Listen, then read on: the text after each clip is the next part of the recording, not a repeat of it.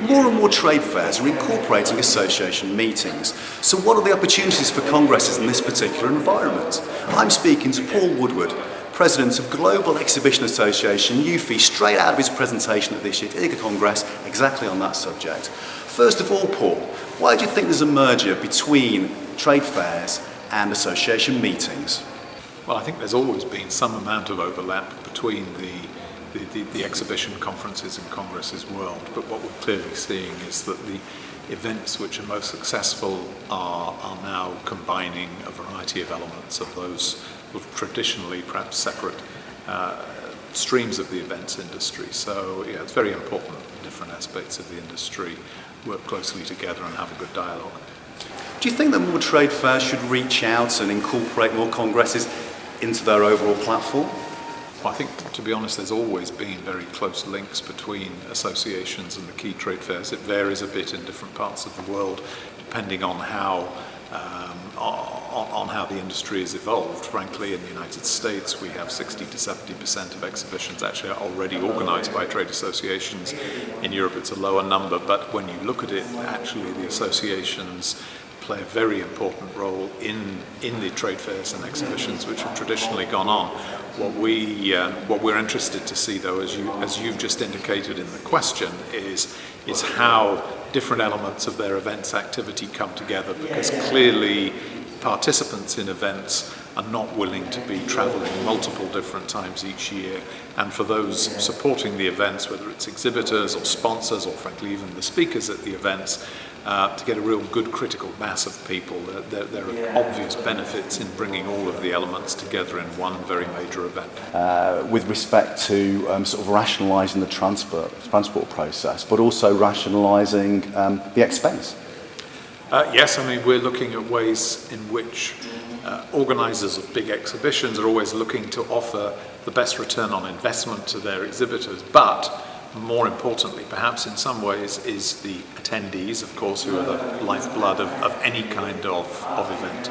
And increasingly what we're hearing is that they're looking for a real return on their time. Time is really the critical element here. Of course, attendees at events have to spend money, they have to spend the transport, the other travel expenses.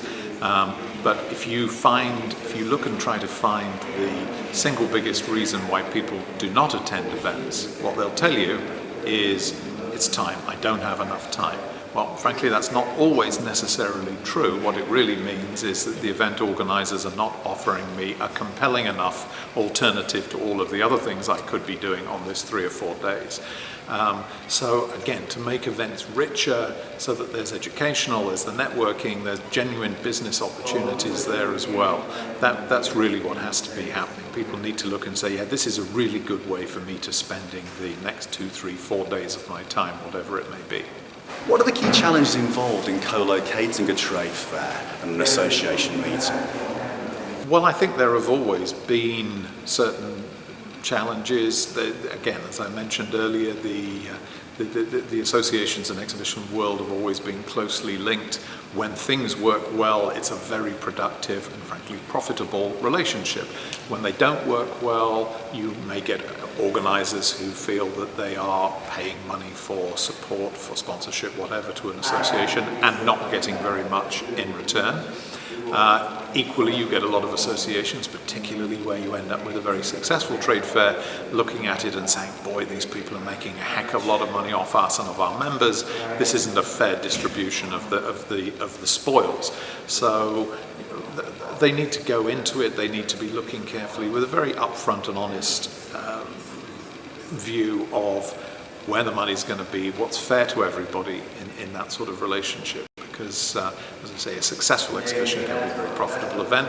For associations, there are some big benefits for that in a nice, reliable income stream unrelated to their membership dues, and I think all associations are trying to find ways to strengthen their finances without either necessarily recruiting thousands more members from the periphery of their industry or, of course, raising membership dues. I mean, in these times, there's not a lot of tolerance or taste for that amongst the membership of most associations. Paul Woodward, thanks for talking to us.